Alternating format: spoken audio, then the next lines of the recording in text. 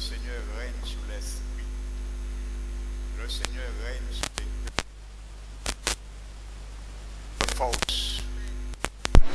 Et son règne subsiste éternellement. La sainteté convient à sa maison. Et la justice est la base de son trône. Oui, Seigneur, c'est toi qui fais justice à chaque instant sur nos vies, Seigneur. C'est toi qui veilles sur nous, Seigneur. Nos vies sont précieuses à tes yeux comme les prunelles, Seigneur, de tes yeux. Merci, Seigneur, c'est toi qui es attentif à nos cris, Seigneur, et c'est toi qui as un regard favorable sur ceux et celles, Seigneur, que tu as justifiés par ton sang.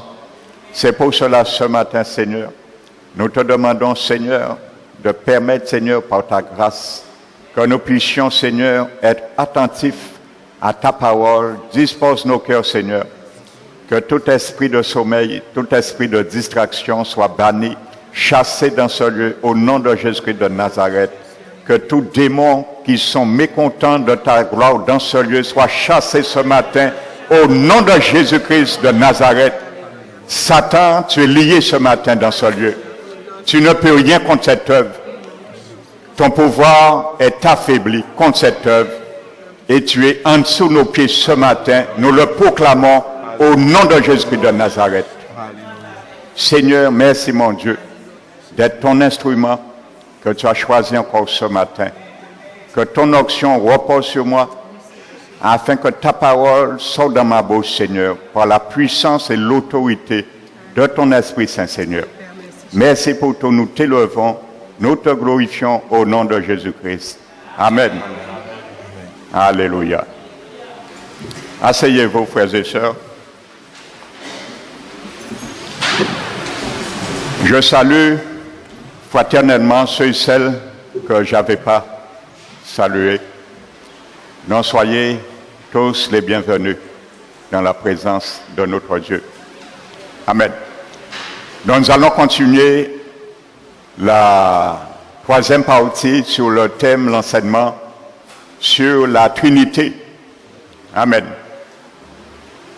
Un enseignement que beaucoup combattent en pensant que ça vient de la religion catholique, mais se sont bernés, parce que cet enseignement vient de Jésus. Alléluia. Donc j'introduis simplement pour ceux et celles qui nous visitent pour ce matin, qui prennent cet enseignement aujourd'hui. Sachez, c'est la troisième partie. Nous avons démontré que le mot Trinité est biblique. Amen. C'est un Dieu unique en trois personnes bien distinctes. Ils sont tous trois dieux également, mais il n'y a pas trois dieux, il y a un seul Dieu. Alléluia. Contrairement à la doctrine de démons que la secte branhamiste enseigne que Jésus est unique en trois personnes. Jésus n'est pas le Père, Jésus n'est pas l'Esprit Saint, Jésus est Jésus. Et il est aussi Dieu. Alléluia. Ça, c'est une philosophie qui est prêchée par la secte branhamiste. Alléluia. Et dimanche dernier, je vous ai lu un témoignage que Jésus lui-même mettait en garde des serviteurs des églises qui enseignent cette doctrine, que c'est l'enfer qui les attend. Alléluia.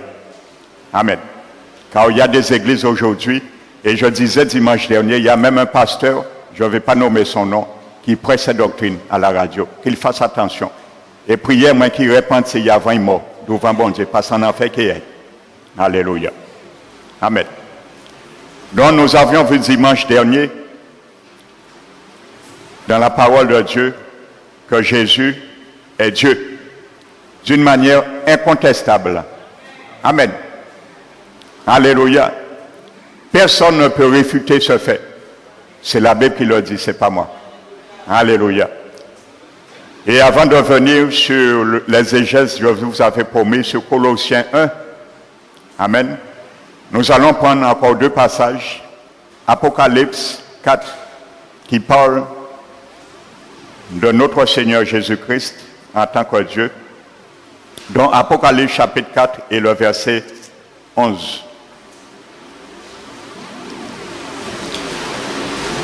Apocalypse 4 et chapitre 4, verset 11. La parole de Dieu nous dit, en parlant de notre Seigneur Jésus-Christ,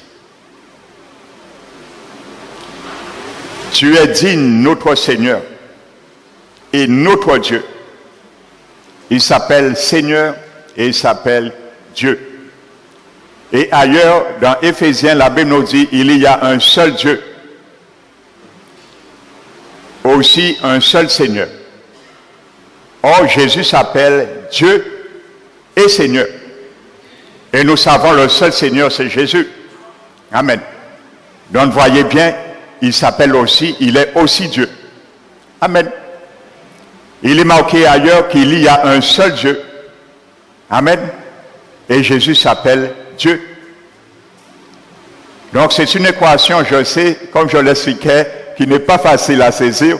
Mais pour ceux qui n'étaient pas là le premier jour de cet enseignement, je vous conseille de faire la commande à votre intérêt vers notre frère Fabrice, car vous pouvez l'avoir en CD ou en DVD et c'est gratuit. Donc vous avez tout à gagner.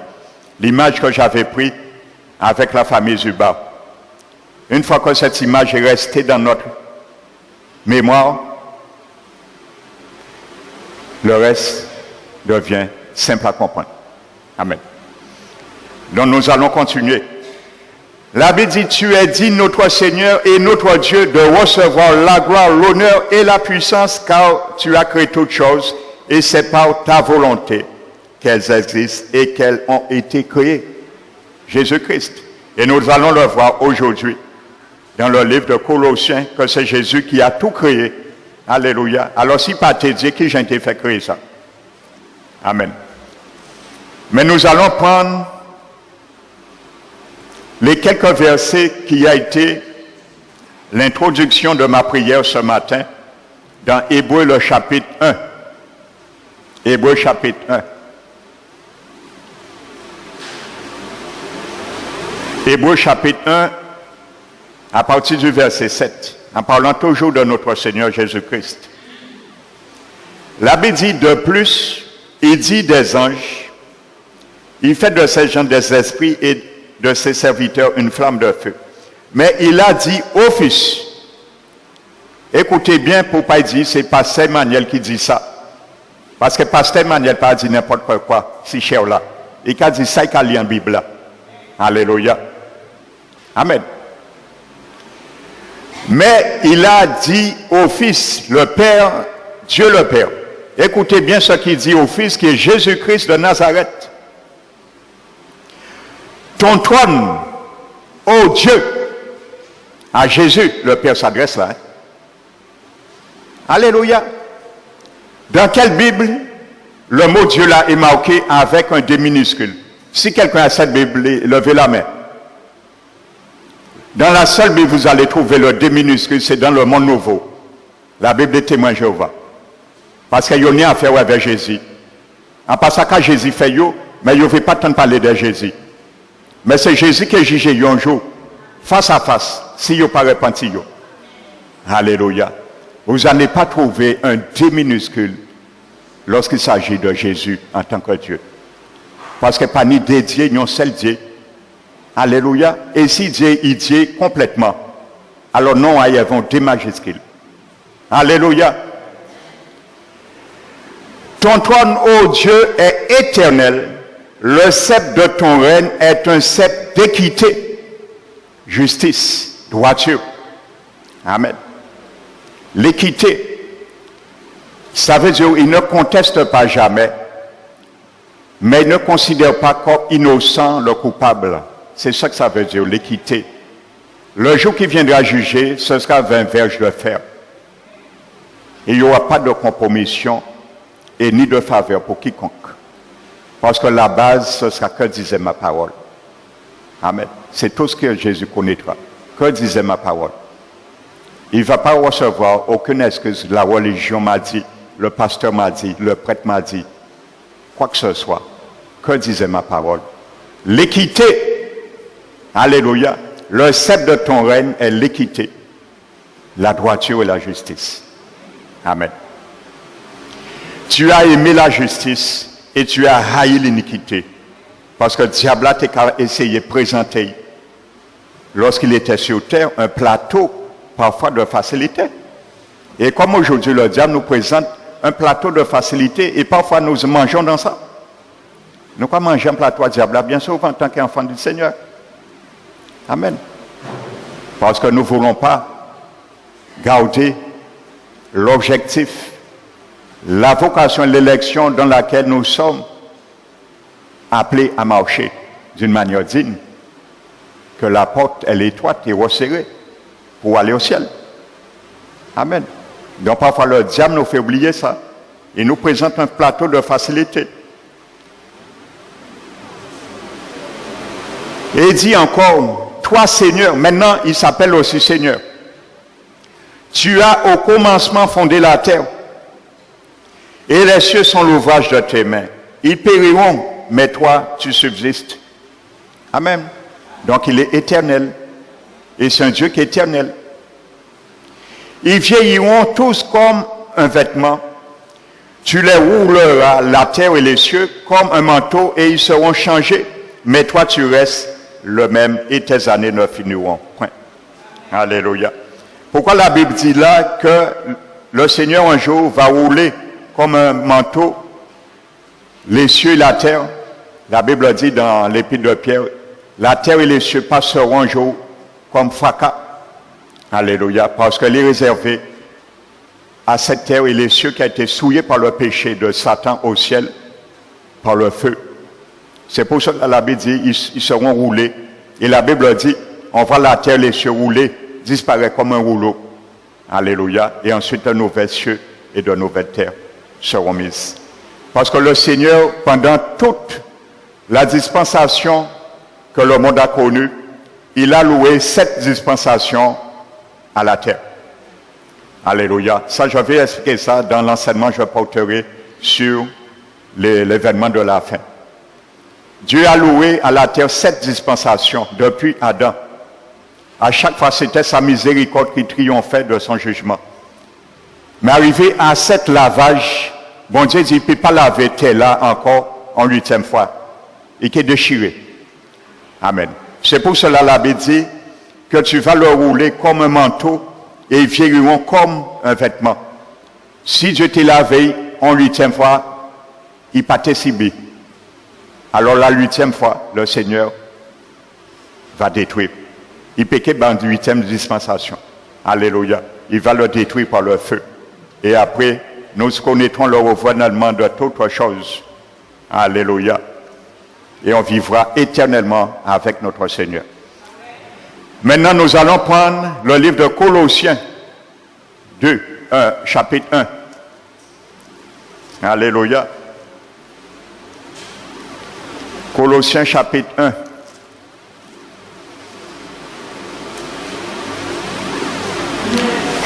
Versets 15 à 18.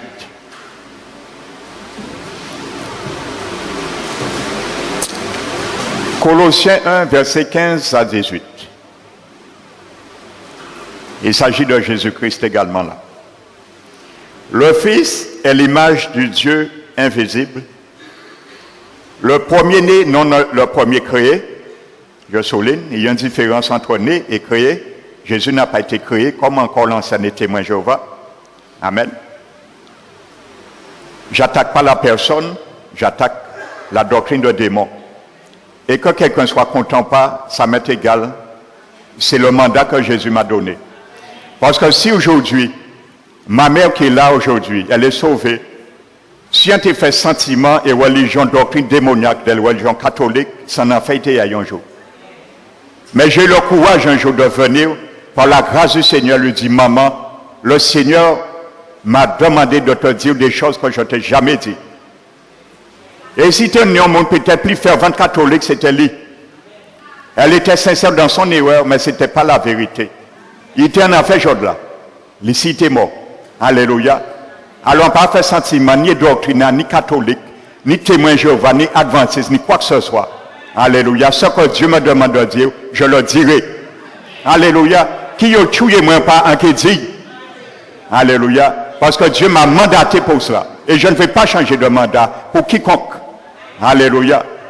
Amen. C'est pour savoir que nous, dans l'erreur, Dieu a dit, l'un pas vraie justice, ça a manifesté des révisées voies nous. Et pas réviser voies. Les voies de Dieu sont perfection et parfaites. Parce qu'il y a des sectes qui veulent réviser la voie de Dieu. Alléluia. Et il y a une dame, Madame Hélène G. Watt, elle s'est permis de dire dans ses écrits que Dieu s'est trompé un jour. Le jour de l'observance, l'heure de l'observance du sabbat. Oui, pas te dit tromper, dit bon Dieu trompé. Alléluia. Alors lorsque je combats les doctrines de démons, je sais qu'est-ce que je combats. Alléluia. Parce que c'est ça qui emmène en enfer. Alléluia. Donc la Bible dit, le Fils est l'image de Dieu invisible. Le premier-né de toute la création. Car en lui ont été créées toutes les choses qui sont dans les cieux et sur la terre. Les visibles et les invisibles. Les trônes, dignités, domination, autorité. Qu'est-ce pas créé? Vous voyez quelque chose que Jésus n'a pas créé là? Et Jésus n'a pas créé là. Les invisibles. Ce que nous ne voyons pas, Jésus créé. Ça veut dire, vous savez, de plus en plus, il y a des savants qui découvrent des lois de la nature. Mais il y en a des lois qu'ils n'ont pas encore fini à découvrir parce qu'ils sont là, ils existent, ils sont dans l'invisible. La loi de la pesanteur a toujours existé. Ce n'est pas un homme qui a créé ça. C'est parce qu'un jour, Dieu a donné la sagesse à l'homme de découvrir cette loi. Mais c'est une loi qui a toujours existé, qui était dans l'invisible. Alléluia, il y a beaucoup dans l'invisible encore qui sont là. Et que les hommes, Jésus qui est venu au pays, fin découvert. Parce que Jésus est le créateur de toutes choses. Alléluia, il est Dieu. Amen. Il est avant toutes choses et toutes choses subsistent en lui. Il est la tête du corps de l'Église. Il est le commencement, le premier d'entre les morts, afin d'être en tout le premier. Alléluia, gloire à Jésus. Donc je vais m'étendre avec vous sur le mot premier-né. Parce que ça met de confusion par rapport à la doctrine de la société, je le dis encore, Watchtower, où est sorti la secte des témoins de Jéhovah. Ils ont intercalé, ça, vérifiez-le avec une Bible Monde Nouveau. Vous allez voir si je ne mens pas. Alléluia. Ils ont intercalé à 3 reprises. Entre le verset 16, entre créer et toutes, non, entre toutes et les choses, ils ont intercalé l'adverbe autre, qui n'est pas dans l'original grec inspiré. Et c'est sciemment qu'ils l'ont fait, pour détourner le contexte de la Bible, pour ne pas savoir que Jésus crée toutes choses. Ça change la portée de la phrase. Donc vous voyez, c'est un esprit antichrist qui anime ces gens. Et non l'esprit de Dieu. D'ailleurs, non pas l'esprit de Dieu. C'est normal. Amen. La Bible dit, c'est que par l'esprit de Dieu, on ne peut dire que Jésus est Seigneur. Alors, si vous pas l'esprit de Dieu, l'esprit d'antichrist qui Dieu n'est pas Seigneur. C'est normal. Alléluia. Donc, ils intercalaient le mot autre entre le verset 16. Ils l'ont intercalé également, inséré au verset 17. Entre avant toute chose, ils ont mis autre. Et ils ont mis une troisième fois également, et toute chose subsiste en lui. Mettez autre et lisez ces versets, vous allez voir, ça change totalement la chose. On fait comprendre que Jésus est une chose, une partie de ce que lui-même a créé. Ça appartient au bout. Qui Jean Jésus lui-même, en partie à ça lui-même créé. Ça appartient au bout. Amen. Alléluia. Donc nous allons mettre l'accent sur le mot premier-né. Alléluia, parce que ça peut amener à la confusion. Sachez, dans le grec, c'est le mot arché. Et ce mot en grec pouvait désigner celui qui était né le premier d'un point de vue chronologique. Amen, comme si quelqu'un qui est le premier-né d'une famille. Amen. Mais le plus souvent, ce même mot évoquait la prééminence en matière de position sociale ou de rang. Et dans ce contexte, c'est cette position. Ce contexte que la Bible énumère pour le Seigneur Jésus-Christ. Amen. Donc Jésus n'a pas été le premier créé, né. Il est le créateur de tout ce qui a existé. Amen. Donc c'est pour cela que je vais m'entretenir avec ce mot grec arché. Amen. Donc aussi bien dans la culture grecque que juive, le premier-né, ce même mot, était des fils, qu'ils soient l'aîné ou pas. On l'utilisait dans la culture grecque et juive. Également le mot arché, qu'on soit le premier-né chronologique ou pas. Amen. Qui avait le droit de recevoir l'héritage de son père. Celui qui recevait l'héritage de son père, même s'il n'était pas le premier-né de la famille, chronologiquement, on l'appelait le premier-né. Amen. Et c'est dans ce contexte que l'apôtre Paul a mis ce mot en parlant de Jésus. Amen. Donc le terme qualifiant Israël, même s'il ne s'agissait pas de la première des nations, il n'en avait pas moins la prééminence. Alléluia. Nous allons voir le même mot ailleurs dans Exode chapitre 4. Exode chapitre 4. Nous allons trouver le même mot et regarder le contexte en parlant d'Israël.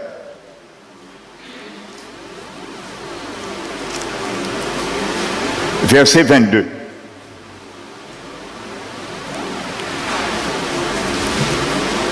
C'est le même mot que nous retrouvons. La Bible dit, Exode 4, verset 22, « Tu diras à Pharaon, ainsi parle l'Éternel, Israël est mon fils, mon premier-né. » Nulle part dans la Bible, Israël est la première nation qui existe dans le monde, non. Mais Dieu l'appelle le premier-né. La prééminence, ça veut dire. Ah ok, c'est le même mot qui a été désigné dans Colossiens 2, 15, 18 pour Jésus. Amen. Alléluia. Premier verset. Ce titre est repris en Jérémie 31. Le prophète Jérémie, le chapitre 31. Nous trouvons le même mot. Alléluia. Je viens de donner plusieurs versets pour confirmer, authentifier un témoignage. La Bible dit, il est authentifié sur la déposition de 2 ou 3 témoins. Nous allons prendre un deuxième témoin encore. Le même mot employé, Jérémie 31, verset 9. Ils viennent en pleurant et je les conduis au milieu de leurs supplications. Je les mène vers les torrents d'eau par un chemin uni où ils ne chancellent pas. Car je suis un père pour Israël et Éphraïm est mon premier-né. Alléluia. Éphraïm n'est pas le premier-né, pourtant d'Israël. Amen. Dieu l'appelle son premier-né. Toujours la prééminence qui donne à Éphraïm. Amen.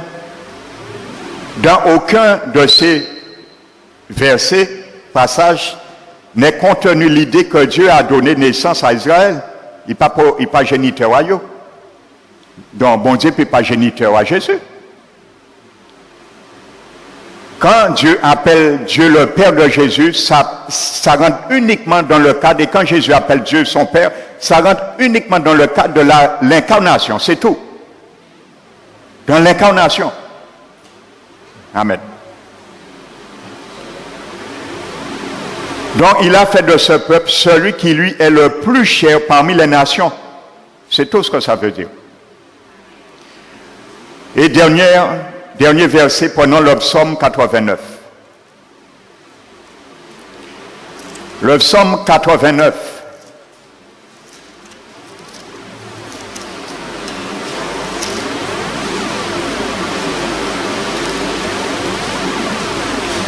Le psaume 89, verset 28.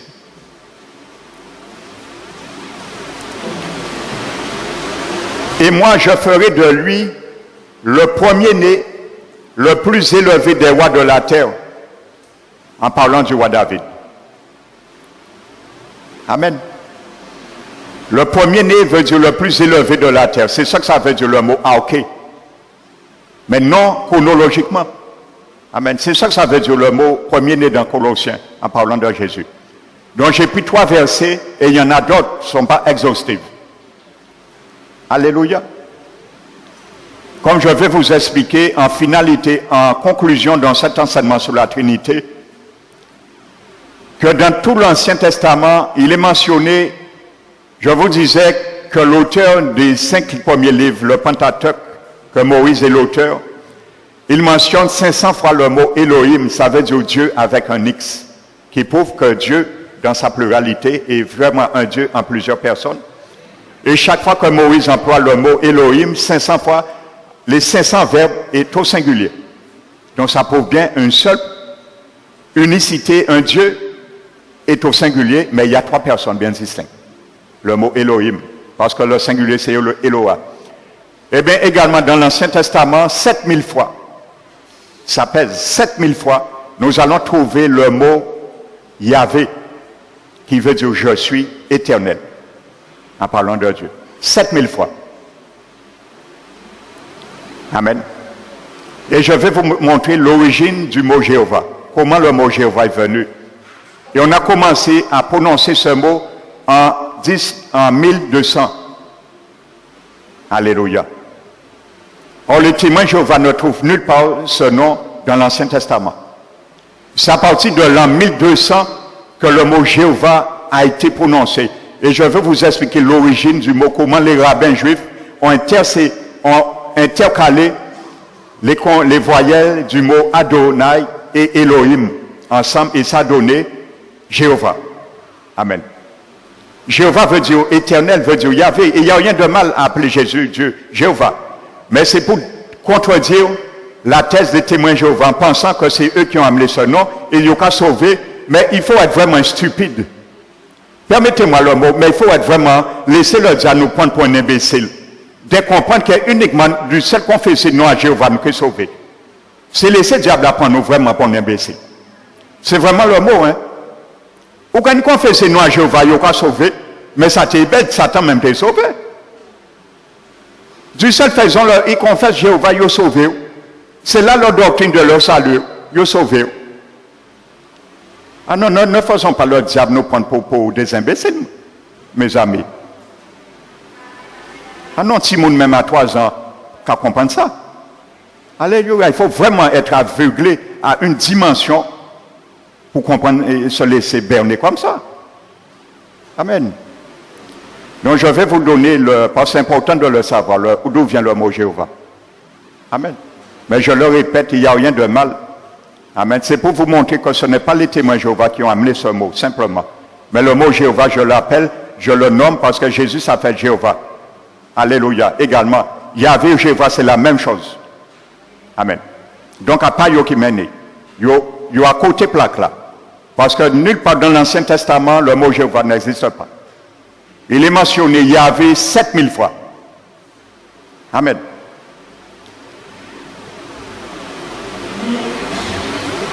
Donc nous avons vu le psaume 89, 28. Donc le mot, l'expression premier-né apparaît plus d'une centaine de fois dans la Bible. En employant le mot premier-né dans un poème, parce qu'il existait, on employait ce mot dans le monde antique. En employant ce mot arché dans un poème, dans le monde antique bien sûr, on voulait dire que la personne ainsi désignée était au commencement à la tête, qu'elle occupait la première dans la création et dans la rédemption. Voici ce que ça veut dire. C'est exactement ce que Jésus représente pour nous. Amen. Mais pas au niveau chronologique, comme dans une famille. Donc, s'appuyant sur ce langage de Somme, nous venons de voir 89, verset 28, l'auteur inspiré dans Colossiens 1,15 désigne le Christ comme étant le numéro 1 de la famille divine, l'héritier et le chef après Dieu. Il est vrai que l'auteur nous dit qu'il était là avant toute chose créée et que c'est lui qui a créé tout ce qui existe. Le terme est suffisamment flexible pour se rapporter aussi au Christ comme étant le premier-né d'entre les morts et le chef de tous ceux qui ressusciteront des morts. C'est normal, il a été le premier-né d'entre les morts. Amen.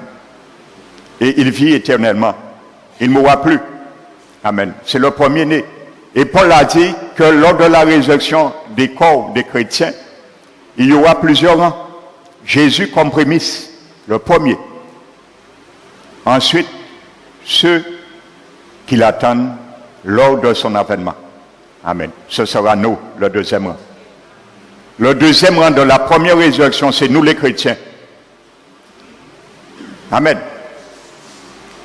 La Bible montre un rang encore pour les anciens dans l'Ancien Testament. Ça se fera après les 3 ans et demi de les 7 années de tribulation. Le Daniel a vu la résurrection. Il y aura une résurrection pour les saints de l'Ancien Testament. Je parle leur corps. Après les 3 ans et demi, Daniel les a vus. Il a vu cette résurrection.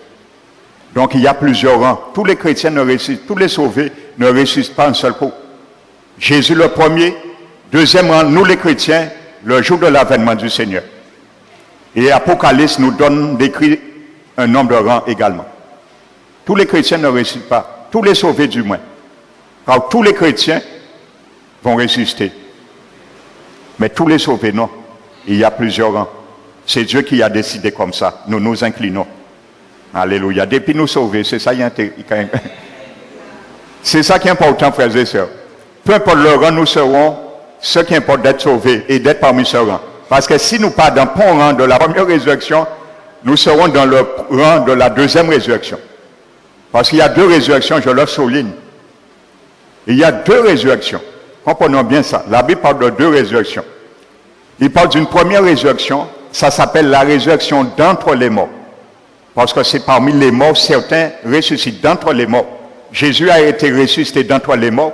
Les chrétiens vont ressusciter d'entre les morts parce que tous les morts ne ressuscitent pas. Mais ça, c'est la première résurrection. Tous les ressuscités de première résurrection seront sauvés. Mais après le jugement, la Bible dit qu'il y aura une deuxième résurrection. Ce sera tous les damnés. Maintenant, il n'y aura pas de rang. Il y aura un seul rang et tous ressusciteront un seul coup. Ce sont tous ceux et celles qui sont en enfer. Ils vont tous sortir un jour. Ils vont reprendre leur corps dans la tombe et ils vont comparaître devant le trône de Jésus pour entendre, pas pour être sauvés, pas pour une deuxième chance, pour entendre leur condamnation et être jetés vivants dans les temps de feu et de sauf après. Ce que la Bible appelle la deuxième mort. Pas mort physique, hein. Mort veut dire coupé de Dieu. Éternellement, ils seront séparés de Dieu, conscients et vivants dans un lac de feu et de sauf pour l'éternité. Alléluia. Voici ce qui attend toute personne qui ont rejeté la grâce de Dieu sur cette terre. Alléluia. Bon Dieu qu'a laissé mon rigoler de l'évangile, parce qu'ils savent en jouer qu'il n'y a. Et ce jour-là, ce sera le grincement de dents et de pleurs. Alléluia. Et je disais hier à un frère que les gens qui sont en enfer, qui ont l'occasion, quelques jours avant de mourir, d'entendre, de se donner au Seigneur, ils ont refusé ça. Là, ils vont en enfer. Conscience à eux, car propre bourreau à eux pendant l'éternité. Notre conscience devient notre propre bourreau en enfer. Chaque seconde, conscience à que Dieu, en tenu l'occasion, yo te dit moi ça, en refusé, conscience à que beaucoup de bâtons, qu'on s'en enfer. Pendant l'éternité, notre conscience deviendra notre propre bourreau. Yo te dit moi ça, en te refusé, en reporté des mains, en disant qu'il n'y a temps, conscience à nous que propre bourreau en enfer. Pendant l'éternité. Alléluia. Amen. Alléluia. Aujourd'hui, on rigole. On présente un évangile tronqué de facilité, de mensonge, mais ce n'est pas moi. Je ne présente pas cet évangile. Alléluia. Et si le diable se révolte, c'est normal, il révolte. Parce que débitant, il paie, c'est la parole et la prière. Alléluia. Et qui tremble ce matin devant la parole de Dieu. Alléluia. C'est ça qui fait trembler son royaume. Parce que le royaume a et connaît son règne par la méchanceté des hommes. C'est ce qui donne droit au royaume qui donne le règne dans le royaume du diable. Amen. Mais le royaume de Jésus, ce qui donne son règne, c'est la justice. Amen.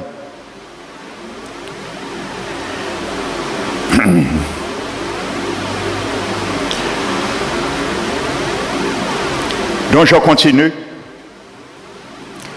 Donc Jésus ne peut pas être en même temps le Fils unique et celui qui a été engendré le premier. Ça ne tient pas debout.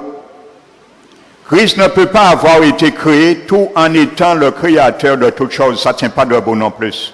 Celui en qui toutes choses ont été créées n'est pas lui-même une partie de ces choses créées. Et c'est pour cela qu'on a intercalé 3 fois le mot hôte pour donner cette sauce à la Bible. Comme ça, un adepte qui rentre dans cette secte, là qui lit ça, demain qu'il vient parler de Jésus, Dieu qui dit non. Parce qu'il n'a pas vérifié dans d'autres Bibles. La Bible dit éprouver les esprits. Pour éprouver qui l'esprit qui a animé ou habité. Donc si on n'y a ni le monde nouveau, ils seront dans l'erreur, emprisonnés, mortifiés dans une désolation, mortifiés. Amen. Donc pourquoi ces précisions, je le disais, ne contrecarrent pas leur doctrine? Donc ils ont inséré dans leur monde, dans leur Bible, le monde nouveau, le mot hôte dans ces 3 versets, j'ai déjà souligné. Donc au verset 18 dans Colossiens, Jésus est appelé le commencement en grec arché, comme dans Apocalypse, noté 3, 14. Apocalypse 3, verset 14. Les Grecs appelaient arché ce qui d'après eux était à l'origine de toutes choses. Amen. Ce qui était à l'origine de toutes choses. Et là maintenant, nous allons illustrer un fait réel qui décrit vraiment qu'est-ce que Dieu voulait dire de Jésus dans Colossiens en tant que premier-né. Nous allons prendre Genèse 48.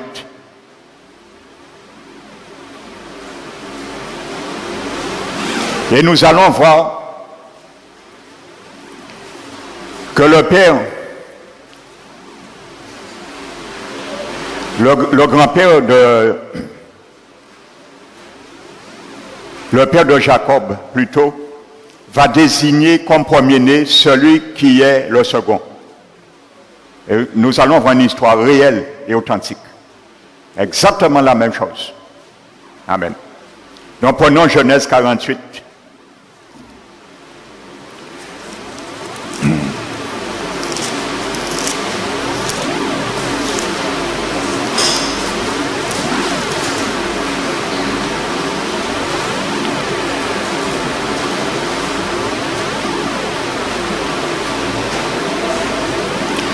Nous allons prendre à partir du verset 8.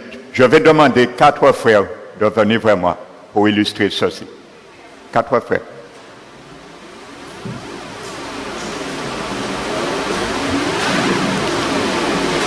Tiens, montez. Un 4e. N'importe, même un enfant, n'importe. Donc, Genèse, nous allons illustrer parfaitement ce que décrit Colossiens. Comme premier-né. Amen.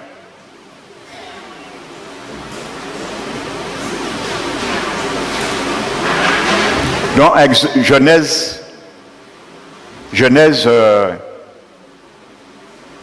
48.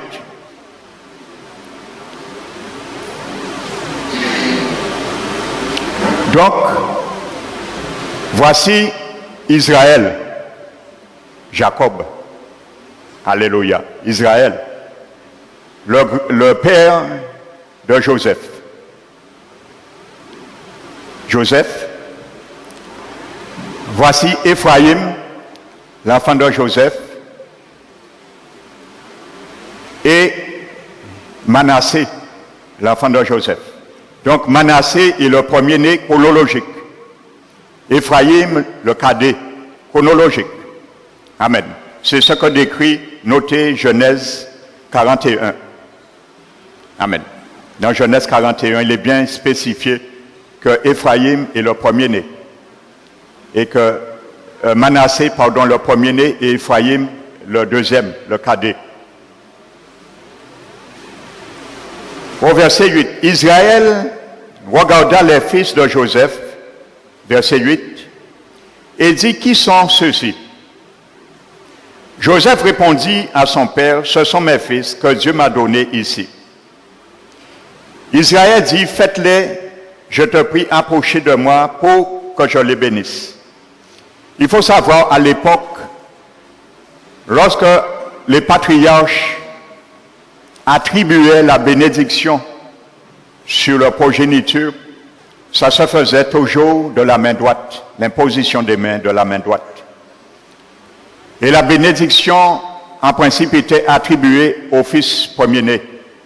Amen. Donc c'est ce qui se faisait à l'époque. Donc le verset 10 dit, les yeux d'Israël s'étaient appesantis par la vieillesse, ils ne pouvaient plus voir. Joseph les fit approcher de lui. Amen. Donc Joseph, viens là. Tes deux fils, Éphraïm, Manassé, va après ton père Joseph. Et le grand-père Jacob. Voici. Mets-toi devant. Voilà. Dans la parole de Dieu nous dit, au verset 13, puis Joseph les prit tous deux, Éphraïm de sa main droite. Amen.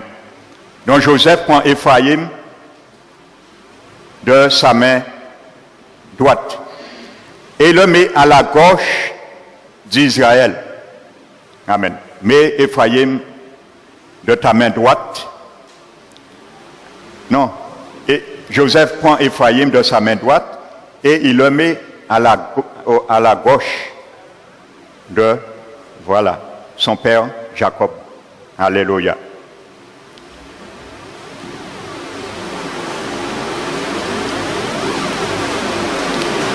Et Joseph prend Manassé de sa main gauche et le met à la droite d'Israël, son père. Voilà.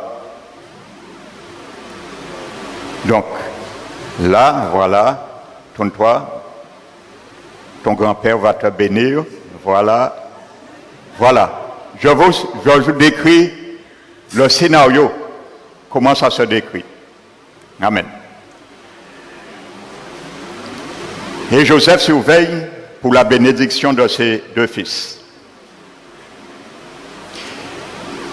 Israël, Jacob, étendit sa main droite et la posa sur la tête d'Éphraïm qui était le plus jeune.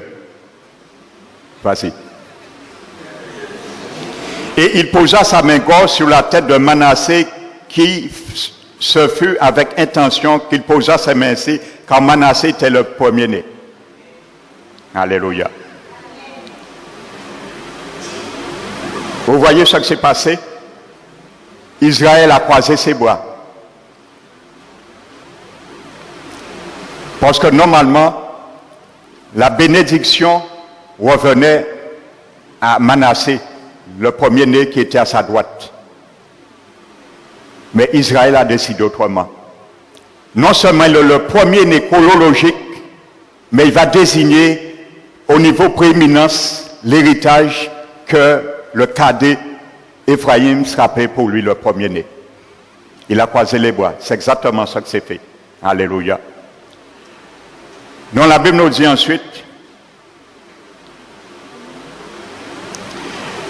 il bénit Joseph et il dit que le Dieu en présence duquel ont marché mes pères Abraham et Isaac, que le Dieu qui m'a conduit depuis que j'existe jusqu'à ce jour, que l'ange qui m'a délivré de tout mal bénisse ses enfants, qu'il soit appelé le nom de mon nom et du nom de mes pères Abraham et Isaac, et qui se multiplie en abondance au milieu du pays.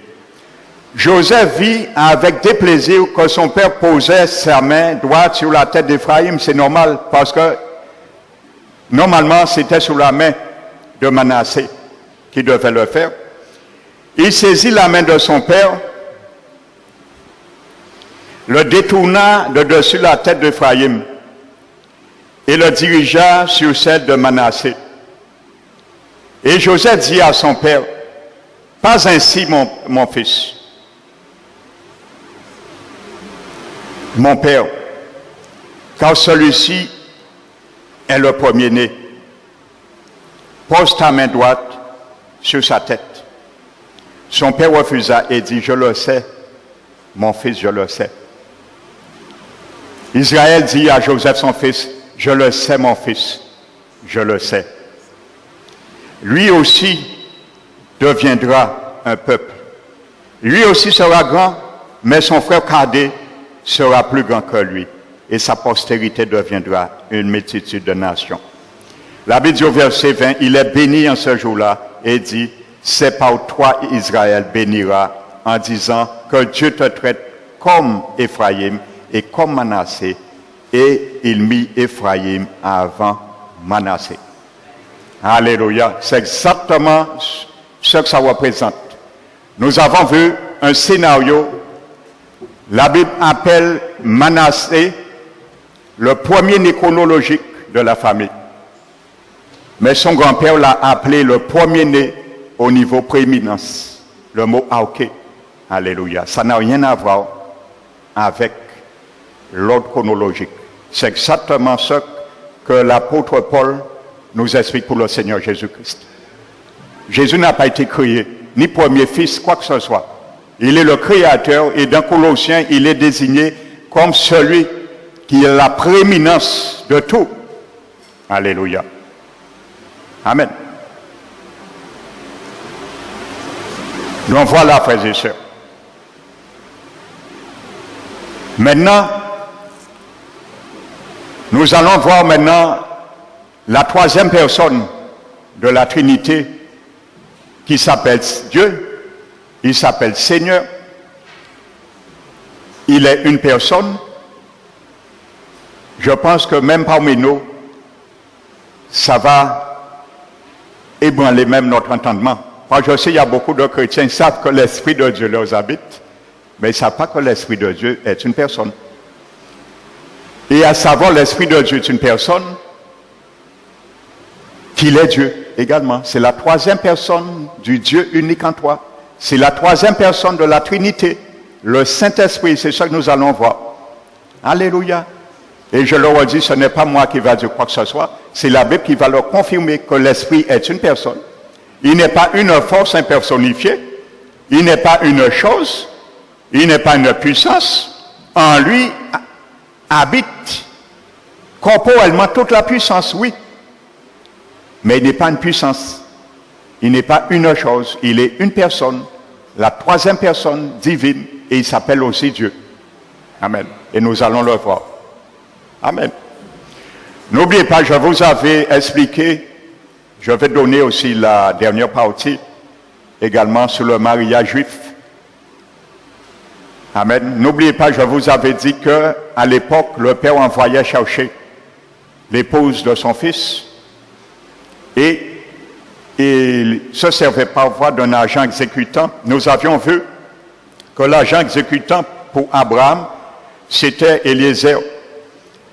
Et ce mot a la même connotation que le mot grec qui a été traduit par parakletos, comme paraclet du Saint-Esprit veut dire la même chose. En hébreu, Eliezer veut dire celui qui secoue, consolateur. Et en grec, parakletos, qu'on a traduit par consolateur, le paraclet veut dire la même chose. Celui qui secoue et consolateur. Amen. Donc nous montre que l'Esprit de Dieu aussi, c'est lui, Jésus, le Père, a envoyé chercher son épouse qui est l'Église. Et n'oubliez pas, la femme, l'épouse d'Isaac, était vierge. Elle s'appelait Rebecca. Elle était vierge. Pour venir encore, que Paul disait aux Corinthiens, puisse me permettre un peu de folie, de jalousie de la part de Dieu, car je vous ai fiancé à un seul époux. pour vous présenter comme une vierge pure au Seigneur Jésus. Amen. Car Rebecca était vierge. Alléluia. L'Église aujourd'hui est constituée d'hommes et de femmes, bien sûr. Mais spirituellement, Paul a dit pour vous présenter comme une vierge pure. Amen. Alléluia. Et comme je disais, ça veut dire qu'il ne faut pas un chrétien adultère avec le monde. C'est ça que ça veut dire. Il ne faut pas nous vivre dans les péchés. Il ne faut pas nous vivre dans la compromission. C'est ça que ça veut dire. Alléluia. Dans cette troisième partie, je vais le continuer. C'est simplement pour prendre cette image que le Saint-Esprit de Dieu représente l'image de l'agent exécutant. Amen. Je le souligne également, vous savez, dans le grec, le mot paraklétos, en grec, vous pouvez le demander à un grammairien grec, il vous confirmera ce que je vous dis. Le Saint-Esprit est traduit dans le grec paraklétos, ça veut dire paraclé, celui qui console, qui soutient, qui secoue, qui enseigne, ainsi de suite. Dans le grec, le mot paraklétos n'est jamais utilisé pour une chose, jamais. Toujours pour une personne. Posez cette question à un grammairien grec. Toujours pour une personne, le mot paraklétos. Et c'est ce mot qui est traduit pour le Saint-Esprit. Déjà, premier témoin, il prouve qu'il est une personne. Amen. Ça n'a prouvé, il n'y a pas ni en chose, ni en force impersonnifiée.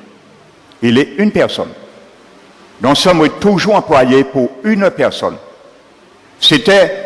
Le mot paraklétos était déjà à une connotation dans le monde juridique. Alléluia.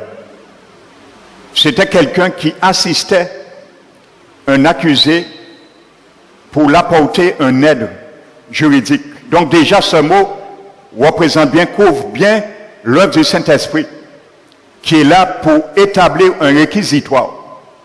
Parce que c'est lui qui convainc les cœurs de péché, de justice et de jugement. L'Esprit de Dieu, c'est lui qui est là comme un juriste pour amener un réquisitoire dans notre cœur lorsque nous entendons la vérité. Pour faire nous comprendre qu'elle nous dans l'erreur, pour faire nous comprendre qu'elle nous n'y faut et faut nous réviser voir nous. Pour faire nous comprendre que Jésus, le seul Seigneur, le oui, il amène la vérité et nous sommes menteurs. Il crée un réquisitoire dans les cœurs. Et c'est ça qui a été fait le jour de la Pentecôte. Alléluia. Les 3000 ont senti, ils étaient dans un tribunal, accusés. Leur propre conscience les accusait, qu'ils ont jugé, condamné Jésus, naïvement, innocemment. Et ils voulaient se rattraper. Mais Jésus les a donné le moyen. Repentez-vous. Alléluia. Et acceptez le Seigneur comme sauveur, afin que des jours de rafraîchissement tombent sur vous par celui que le ciel doit recevoir jusqu'au temps de rétablissement de toutes choses. Parce qu'il reviendra un jour. Alléluia. Donc déjà, voici cette image du Saint-Esprit. Amen. Qui montre, qu'il est décrit qu'il est déjà une personne. Donc, excusez-moi encore, je suis obligé de comparer encore. Les témoins Jéhovah enseignent par exemple que le Saint-Esprit n'est pas une personne, ni Dieu, mais une simple force impersonnifiée émanant de Jéhovah. Et pour démontrer que le Saint-Esprit n'est qu'une force et non une personne, qu'est-ce qu'ils font? Ce qui n'est pas biblique, bien sûr. Ils utilisent le texte biblique d'Acte 1, verset 8, qui dit « Mais vous recevrez une puissance, celle du Saint-Esprit survenant sur vous, ainsi de suite, vous serez mes témoins, ainsi de suite. » Donc, selon eux, l'Esprit serait donc uniquement une puissance, mais pas une personne. Pourtant, regardons ce que dit 1 Corinthiens 1 en parlant de Jésus. Par contre, il peut dire que Jésus n'est pas monde, même si il peut dire que Jésus n'est pas Dieu, mais pas monde peut dire que Jésus n'est pas monde, bien il peut dire que c'est un ange. Alléluia. Mais ils savent un ange, c'est un monde quand même. Même si il peut dire que Jésus c'est un ange, mais ils savent un ange, c'est un monde quand même. Mais pour regarder que l'orchestre ne tient pas debout au jugement de la parole de Dieu, regardons ce que dit la parole de Dieu en ce qui concerne Jésus aussi, dans 1 Corinthiens 1 et verset 24.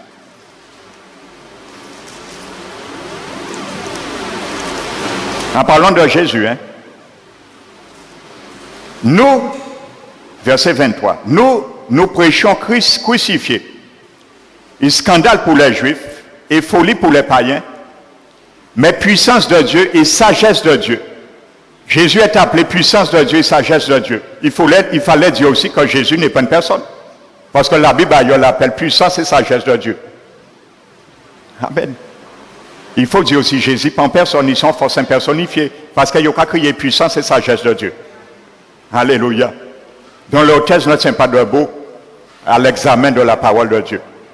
Amen. À tous les coups, il faut qu'ils révisent leur voix et admettent qu'ils sont dans l'erreur et qu'ils ont besoin d'un rédempteur à la personne de Jésus qui est Dieu. Amen.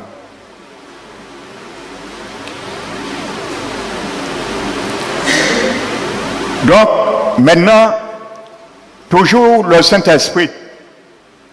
Dans Acte 2, verset 37-38, ça j'introduis, mais je viens de dire tout à l'heure sur vraiment les contextes grammaticaux grecs s'agissant du Saint-Esprit.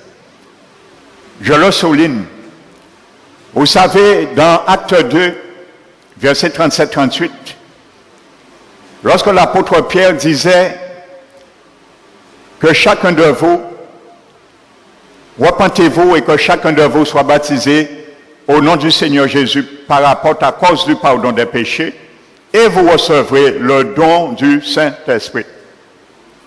Vous savez, le mot don du Saint-Esprit, il y a beaucoup qui ont pensé que le mot don, c'était le parler en langue. Ce n'est pas ça.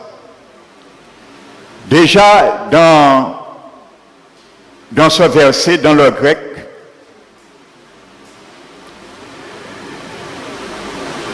comment dirais-je? Le don du Saint-Esprit, c'est un génitif d'apposition et non d'attribution.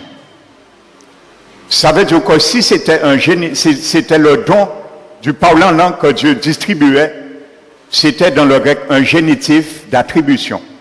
Dans le grec, c'est un génitif d'apposition. Ça veut dire que le grec met le sceau que l'Esprit de Dieu, c'est lui-même ontologiquement qui est le don. C'est ça que ça veut dire.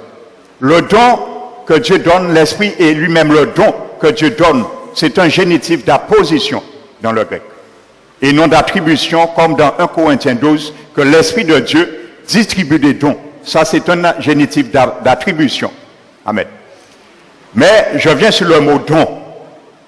Dans ce verset et aussi dans Acte 10, qui est fait le même mot don, lorsque Pierre disait que Dieu a donné le don à Corneille, le même don que nous, à Corneille et sa famille, dans le grec, le mot don, qui est traduit par don, c'est le mot doéa.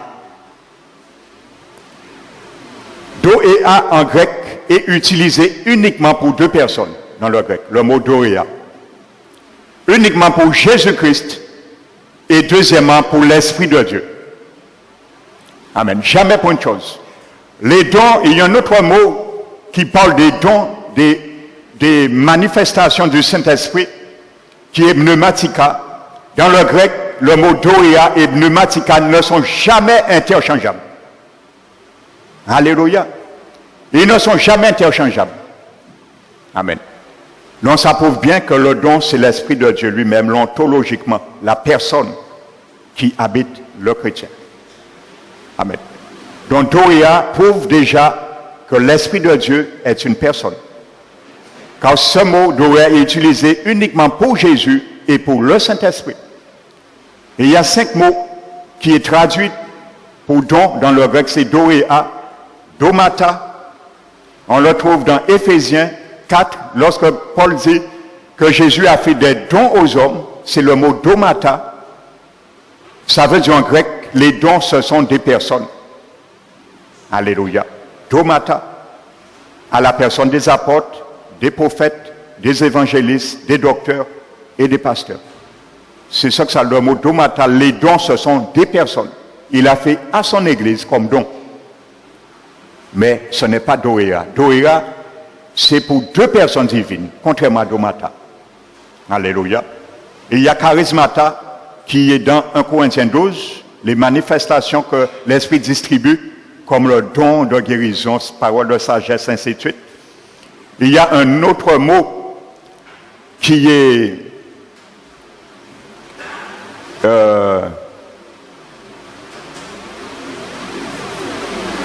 Moïse. Amen.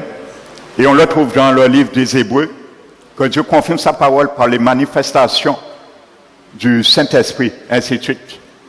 Donc il y a divers mots grecs pour don. Amen. Mais là, c'est doéa qu'on trouve dans Acte 2 et unique aussi dans Acte 10. Et je précise, le génitif est un génitif d'apposition. Ça veut dire qu'il appose bien que le don n'est pas une chose, mais c'est la personne même du Saint-Esprit qui est ce don. Amen. Le parler en langue, c'est pneumatica. Amen. Alléluia.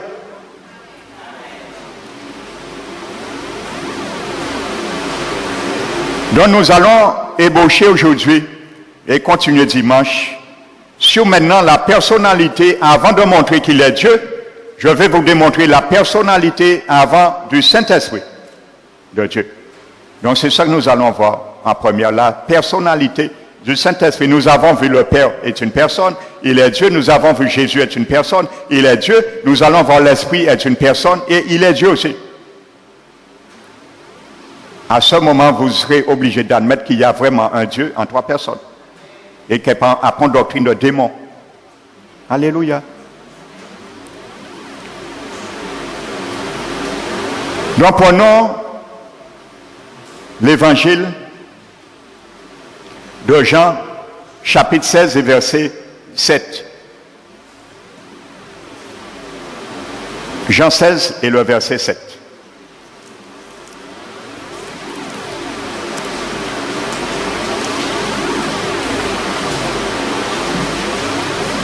Jean 16, verset 7. Jésus dit cependant, je vous dis la vérité, et il vous est avantageux que je m'en aille, car si je ne m'en vais pas, le consolateur ne viendra pas vers vous, mais si je m'en vais, je vous l'enverrai. Amen. Vous savez, ailleurs, Jésus dit à ses disciples, pourquoi il va envoyer l'Esprit Saint, il ne va pas les laisser orphelins. Un moment, Jésus le dit dans l'Épître de Jean. Il dit, je ne vais pas vous laisser orphelins. Je précise ça aussi. Vous savez, dans le langage antique grec, lorsqu'il y avait un enseignant, il enseignait des disciples. Ses élèves, on les appelle des disciples. Et lorsque un jour, cet enseignant mourait, on disait que les disciples de cet enseignant, lorsqu'ils décédaient, sont devenus orphelins. Amen. Mais pas parce qu'ils ont perdu leurs parents. Donc c'était un langage traditionnel dans le monde antique. Ça voulait dire que maintenant, ils ont perdu leur professeur, leur enseignant, donc ils sont privés de connaissances qui venaient de leur professeur enseignant, donc ils sont orphelins. Donc c'est ce que Jésus avait en pensée lorsqu'il leur disait ça. Il disait, je ne vous laisserai pas orphelins, mais je viendrai vers vous par la personne du Saint-Esprit. C'est le deuxième enseignant qui va continuer mon enseignement et ce que j'ai commencé avec vous sur terre.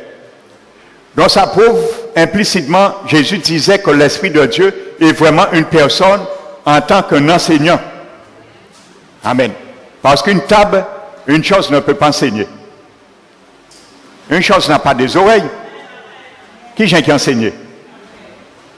Amen. Alléluia. Et il y a un minimum quand même. Vous savez, Dieu a donné l'homme 3 organes de perception. Nous pas ni pour excuse devant Dieu. Hein.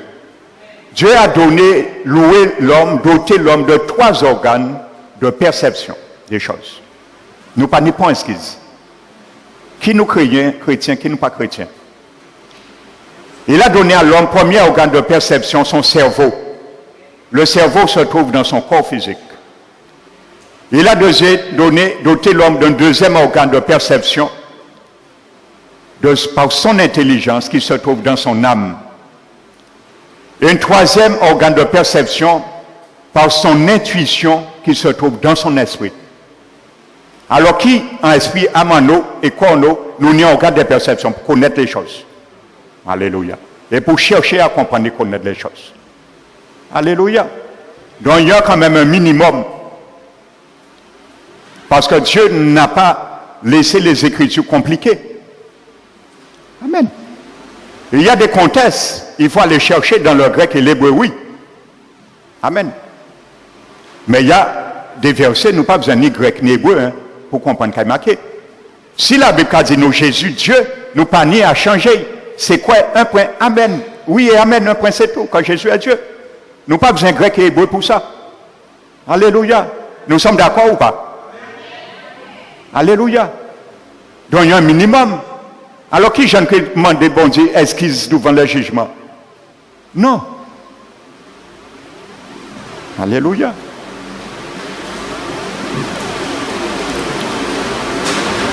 Je discutais un jour avec un collègue, pas un collègue, un stagiaire.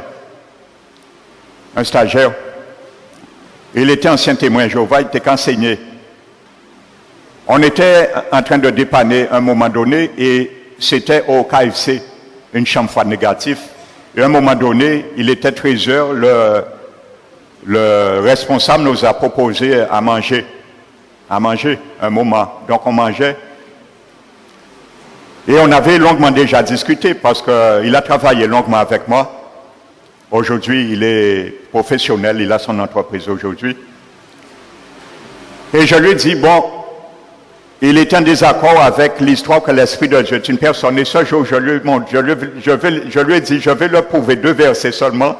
Il ne pourra pas passer à côté que l'Esprit de Dieu est vraiment une personne. Je suis venu sur la locution grammaticale grecque, que je viendrai tout à l'heure avec vous. Lorsqu'il a vu ça, il a frappé ses poings sur la table. Il a dit, à nous parler des 2 butins. Il frappait poing sur la table.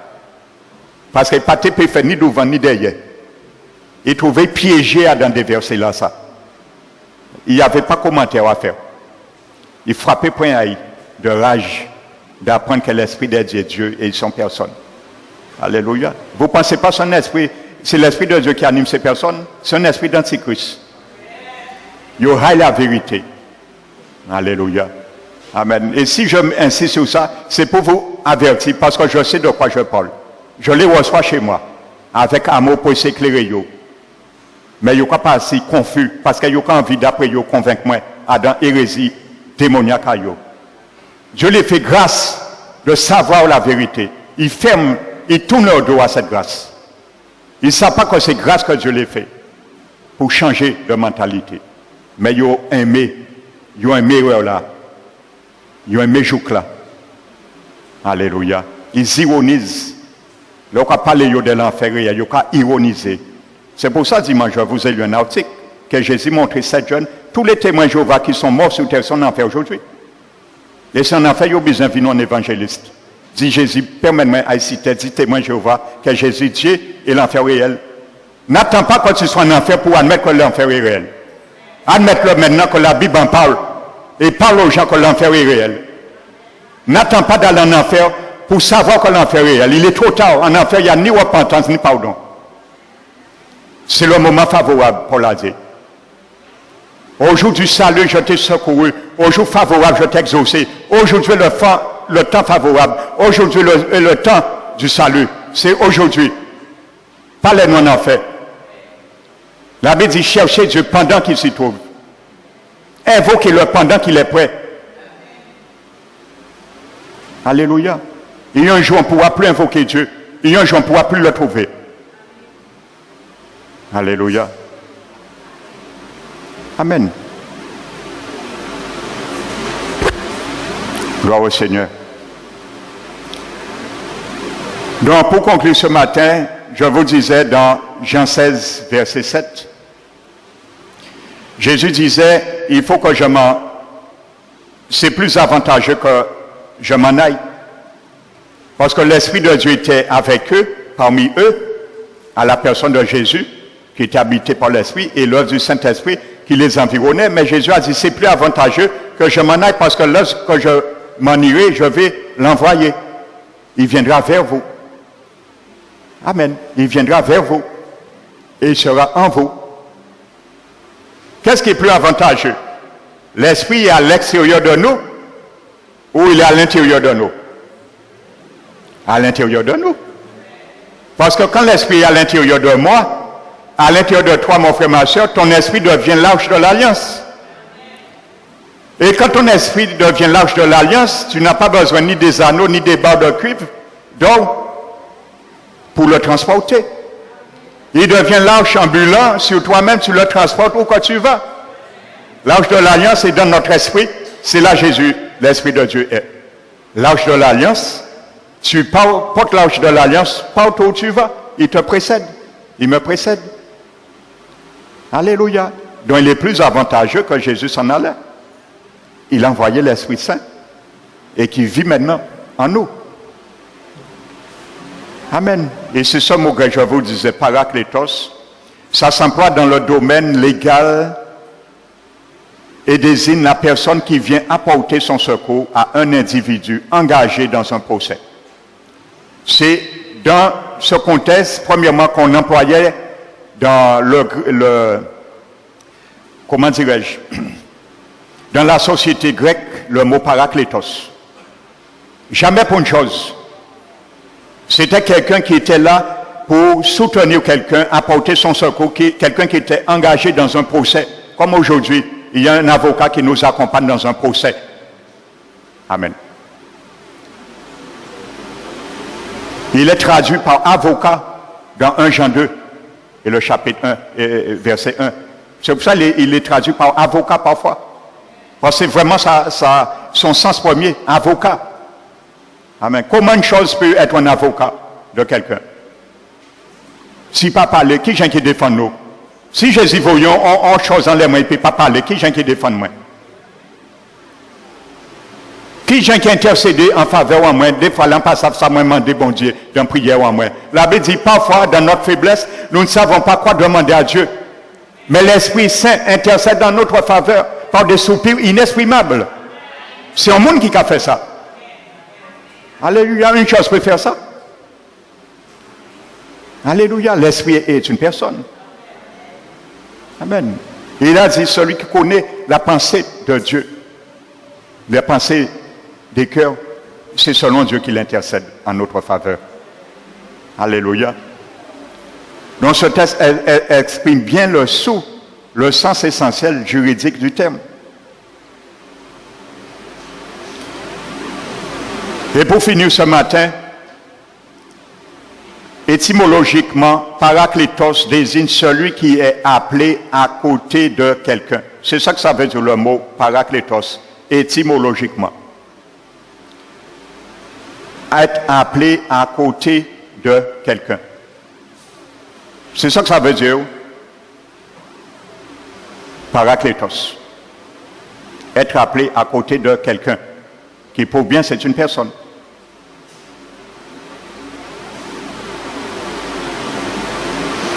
Donc, vous connaissez bien ce qui se passait dans la Grèce antique. Ce terme avait un sens plus large. Ceux qui avaient des problèmes avec la justice tentaient de rassembler un maximum d'amis pour les aider. Donc ces gens, bien sûr, ces amis n'étaient pas forcément des hommes de loi.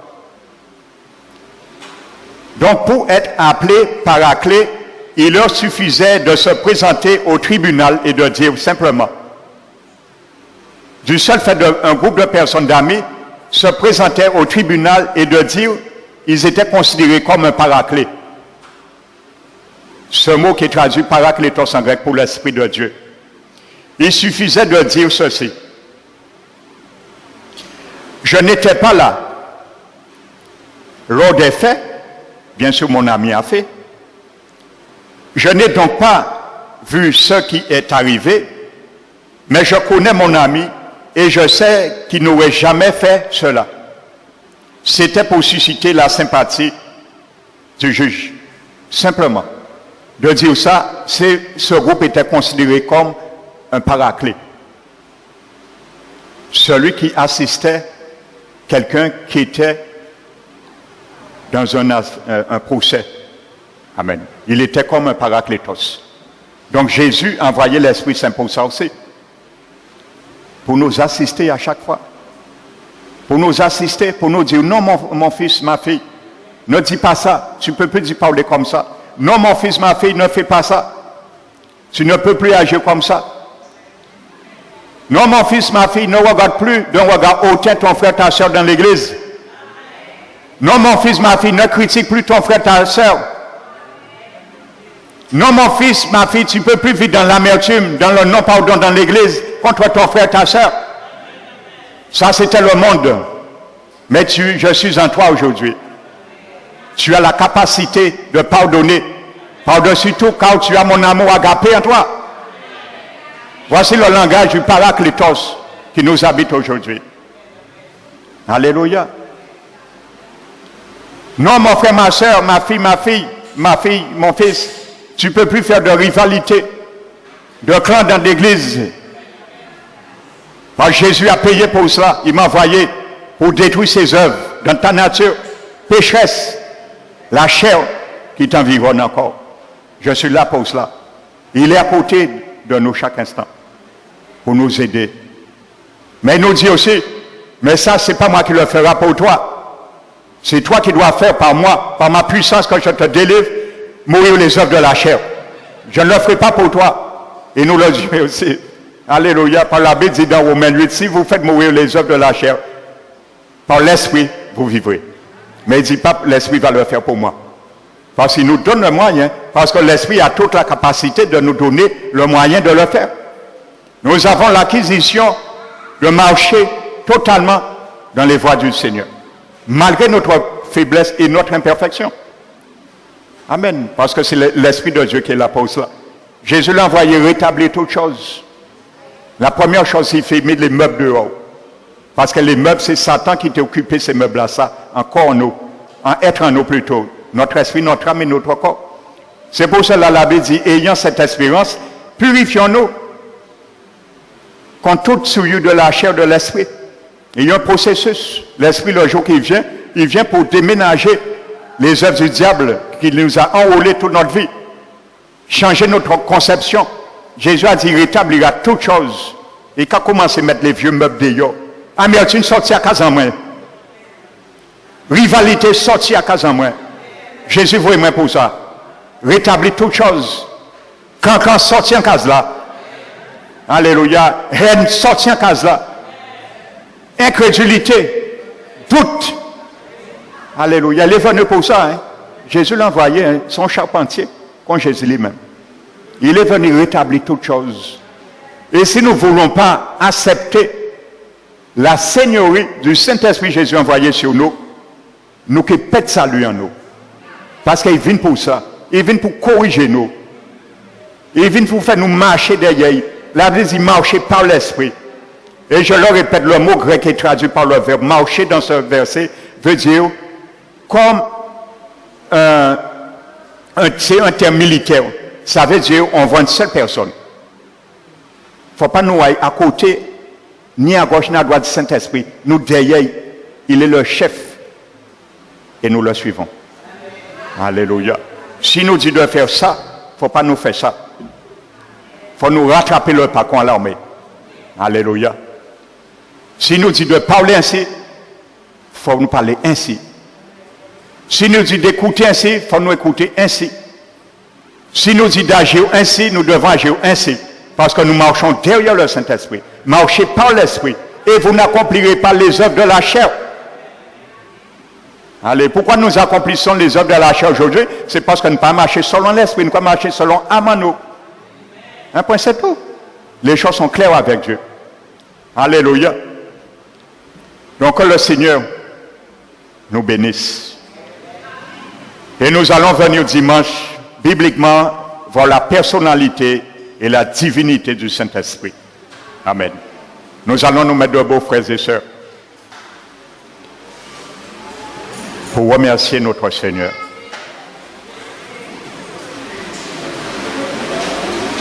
Fermons nos yeux. Père éternel, je t'élève, Seigneur, ce matin. Père, je t'élève car tu es Dieu. Seigneur Jésus, je t'élève car tu es Dieu. Saint-Esprit, je t'élève car tu es Dieu. Gloire au Dieu, toi, en toi. Gloire au Dieu, trois fois saint. Car Papa, tu es saint. Alléluia. Seigneur Jésus, tu es saint. Alléluia. Esprit Saint, tu es saint. Amen. Et c'est toi le Père envoyé pour rétablir la sanctification dans nos vies, sans laquelle nul ne verra la face de notre Seigneur, Amen. Rédempteur Jésus-Christ. Alléluia. Car tu nous dis de ne point considérer comme quelque chose d'extraordinaire qui nous arrive lorsque nous nous trouvons subitement dans les fournaises de l'épreuve. Mais loin de là, tu nous demandes de nous réjouir de la part que nous avons à partager avec Christ sur cette terre. Afin aussi, nous serons dans la joie et dans l'allégresse au jour de son glorieux avènement. Amen. C'est pour cela, merci Seigneur. Merci Seigneur pour les œuvres de ton Esprit Saint que tu nous décrives à travers ta parole. Ce qu'il est et ce que nous devons considérer à son égard. Pour en retour, Seigneur, nous pouvions nous appliquer à ta sainte doctrine, à la voie et au statut que tu as tracé devant nous. Car c'est toi seul la porte qui mène au ciel. Tu es cette porte, Seigneur. Et tu ne voudrais pas que nous empruntions un autre chemin. Car tu nous demandes d'entendre ta voix et de te suivre. Mais aujourd'hui, combien qui entendent seulement ta voix et qui ne te suivent plus, Seigneur. Mais rattrape, Seigneur, le fossé. Comme ce fossé, Seigneur, dans nos vies. Afin que nous puissions, Seigneur, rattraper, Seigneur, ce que nous nous sommes distancés de toi, Seigneur. De ta voix, Seigneur, de ta parole. Nous te bénissons, nous te glorifions, Seigneur. Aide-nous, mon Dieu, à nous modeler, nous formuler selon tes préceptes, selon tes statuts, selon tes ordonnances, afin, Seigneur, que nous ayons point à rougir le jour de ton avènement. Seigneur, ce matin, c'est ma prière encore, Seigneur, comme je ne cesse de faire mention de ce peuple, Seigneur, de mes frères et sœurs, Seigneur, que chacun de nous, nous soyons prêts, Seigneur, disposés à décoller sur cette terre lors de ton avènement, Seigneur. Ceux qui sont encore, Seigneur, en arrière, tiens leurs mains, Seigneur, et ramène-les, Seigneur, sur le rang, Seigneur. Ceux qui sont encore faibles, Seigneur, durs, faibles d'entendement, renouvelle, Seigneur, leur pensée, leur intelligence, maudis leur intelligence, Seigneur. Apprends-les à point de se formuler à de siècles présents, mais à connaître ta volonté, ce qui est saint, bon, juste et parfait, Seigneur. C'est ma prière ce matin. Seigneur, brise, Seigneur, toute forteresse que le mensonge a établi dans notre âme, dans nos pensées, dans nos concepts, Seigneur, et t'admettre, Seigneur, que tu es Dieu, Seigneur, tu es un seul Dieu, mais en trois personnes divines, Seigneur. Alléluia. Nous t'élevons, nous te bénissons. Seigneur, que ce menu soit notre partage, un sujet pour mastiquer, pour ruminer, durant chaque jour, chaque instant, durant cette semaine, Seigneur. Accorde ton peuple, accorde-nous cette grâce, et seul ton nom soit élevé et glorifié. Père, c'est au nom de Jésus-Christ, nous t'avons prié, notre Rédempteur, et nous te bénissons, te remercions. Amen. Amen. Alléluia. Alléluia.